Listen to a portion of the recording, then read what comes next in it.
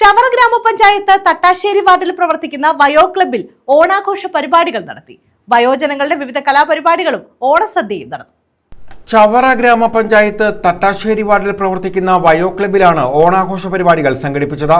ചവറ ഗ്രാമപഞ്ചായത്ത് president doctor JR Suresh Kumar ഉദ്ഘാടനം ചെയ്തു. ആദ്യത്തെ ഒരു സംരംഭമാണ് നമ്മുടേത്.